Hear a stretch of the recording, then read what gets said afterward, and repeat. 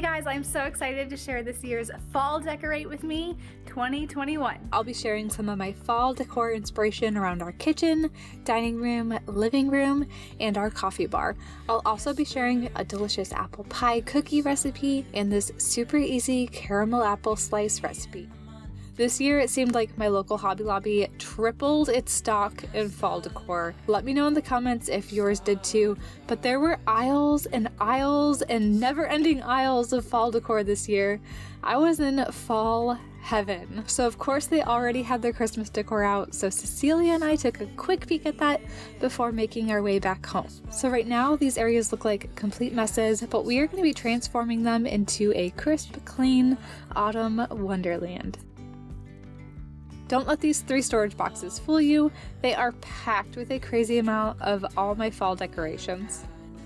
The first area I'm going to decorate today is our fireplace, so I'm going to start by taking everything off. We live in Florida, so it doesn't get very cold here at all. It's actually extremely hard to find a home with a fireplace here, but I wanted one to decorate so badly. So my husband and I built this one about 3 years ago now. Every season, I'm always so grateful that we put the work into building this. Since everything is off the fireplace, I'm going to take this opportunity to wipe and dust everything off before decorating it with our fall decor.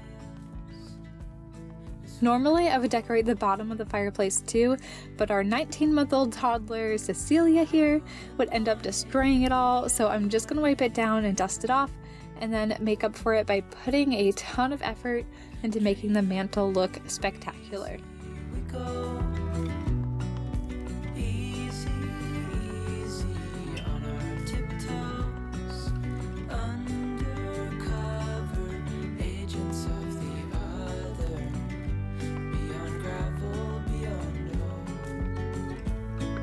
I love saving pine cones to decorate with.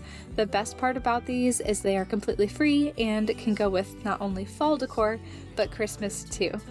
I want it to look a little bit more symmetrical, so I'm going to try and work in some lighter colors on this side.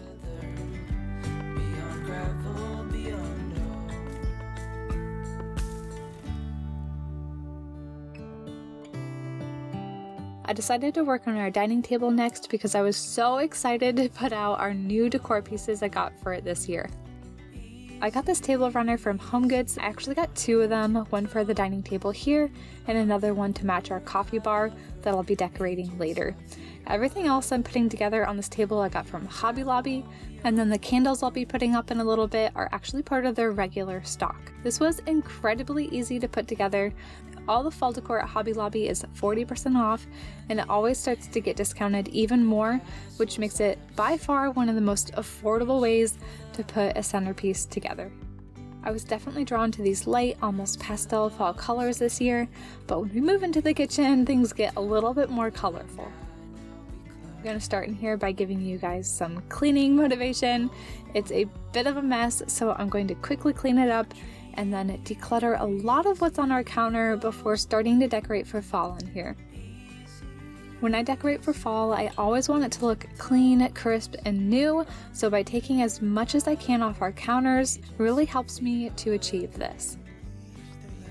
Now that I got the kitchen pretty much cleaned up, I'm going to try and figure out what things I'm going to keep so that I can kind of declutter all of these counters. I'm definitely going to be putting away our little bar area that I had set up here. I had some room at the top of our pantry since I've recently cleaned it out. I made a whole video about how I organized our pantry using dollar store hacks, so if you haven't seen that video yet, definitely check it out if you need to clean out your own pantry.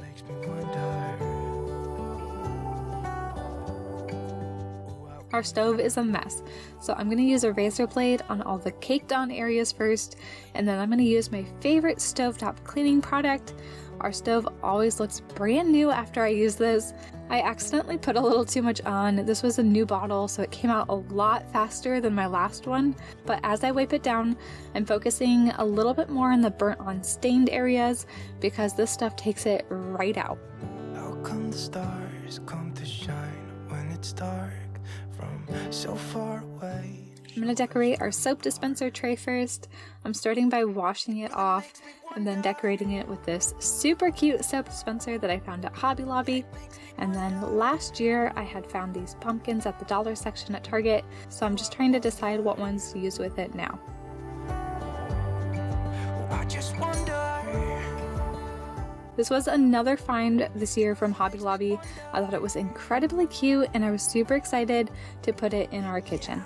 I had gotten these towels from HomeGoods last year. They always have so many different cute seasonal hand towels for your kitchen. I will be putting a cute little fall quote on this letterboard in a little bit, but I wanted to decorate around it first to make sure this is where I wanted it to go.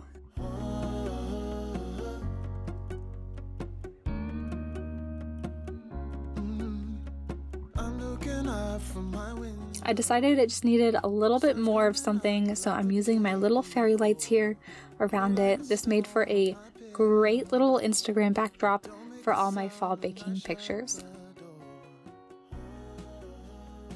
I got this cute little turkey from Target a couple years ago. I still love him so much. Every year he always makes me smile. I always like to bring something to the top of our cabinets too, because it really helps draw your eye up. It makes the room look so much bigger. So I just used a piece of string and hung this small wreath up on our cabinets.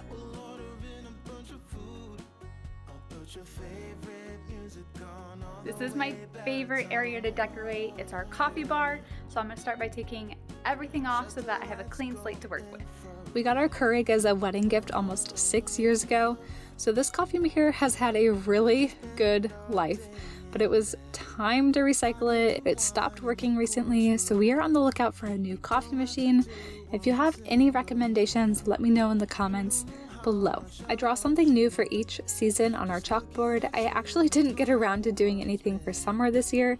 It's hard to get excited for summer in Florida because the weather is terribly hot. I had a really rough first trimester of pregnancy, so ultimately I just didn't have the energy to get around to decorating for summer this year, which has made me even more excited to finally decorate for fall, because I've been dying to change things up in our home. I laid out all the fall decor I thought would look good around our coffee bar right here.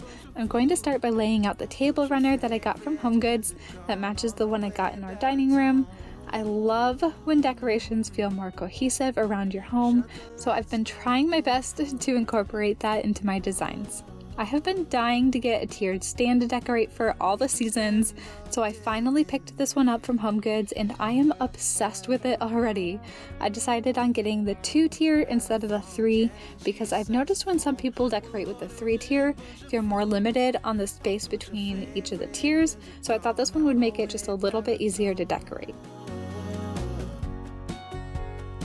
Shut the lights, go infrared.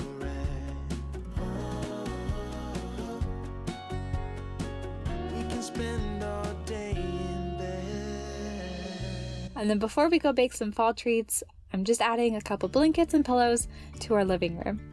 I love that you can see all the decorations we just put up on the coffee bar, kitchen, fireplace, and dining room from right here. I'm going to start by making these delicious caramel apple pie cookies. These cookies are really easy to make and are made with mostly ingredients you probably already have in your pantry. Because it takes the crust an hour to chill in the refrigerator, I decided to make this part of the recipe first. In a large mixing bowl, place the flour, salt, sugar, and mix it to combine. Using a pastry blender, you incorporate the chilled butter cubes into the flour mixture we just made. I don't have a pastry blender, but my regular handheld blender has always worked fine for this step. Drizzle 2 tablespoons ice water over the mixture and blend. Repeat with another 2 tablespoons of water. Keep adding 1 tablespoon at a time in between blending, and then once you finally get to the consistency where you can squeeze the dough, it should hold together. Next, you will separate the dough evenly into 2 pieces and then flatten them into discs. Cover them with plastic and then put them into the refrigerator for at least 1 hour. I'm going to start making the apple pie filling. Starting with some sliced and peeled apples, you're going to toss them with lemon juice and then set them aside. In a saucepan on the stove, I am combining the cornstarch, sugar, brown sugar, cinnamon, nutmeg, and water. Keep stirring this mixture until it's brought to a boil over medium heat, and then continue to stir for 2 minutes. Once it thickens, then stir in the apples and reduce the heat to low. Just cover the pot and let it sit and simmer for about 10 minutes. Once they are cooled, you're going to chop the mixture up into small pieces. Preheat your oven to 350 and line a cookie sheet with parchment paper, and then spray the parchment paper with some non-stick spray. I'm rolling out both discs of pie dough we made earlier until they are about 1/8 inch thick. I apologize in advance for the mess here, but next you're going to spread the caramel sauce onto one of the pie crusts. You will spread the chopped apple pie filling over the caramel and press it in softly with your hands. Next, you'll take your second pie crust and cut it into 1/2 inch strips and create a lattice on top of the filling. You will need a round cookie cutter. This recipe recommends it to be about 2.5 inches to cut out all the cookies and then place them onto the baking sheet. Beat an egg into a small bowl and then brush it on top of the cookies. Next, you'll combine the cinnamon and sugar and then generously sprinkle it on top of the cookies. Now you'll bake them until they're golden brown, which will be about 20 to 30 minutes. And as promised, while they are baking, I'm going to clean up this mess that I made. With this recipe, I'm not a fan of how much actually went into waste. I definitely could have tried harder to approximate the edges, to make more clean cuts, and likely have less waste.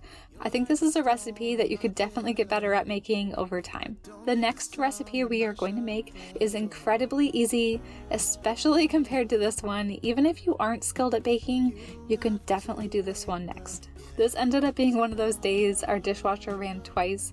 Even after hand washing a few of these bigger dishes, I always try to clean up the kitchen as I go. When I'm baking, there's usually a point where you need to wait for something to either chill, rise, or bake, so that is when I take the time to clean up. So by the time they are done baking, I get to enjoy our clean kitchen with the delicious dessert. Shut the lights, go infrared. This looks so good. I cannot wait to try this.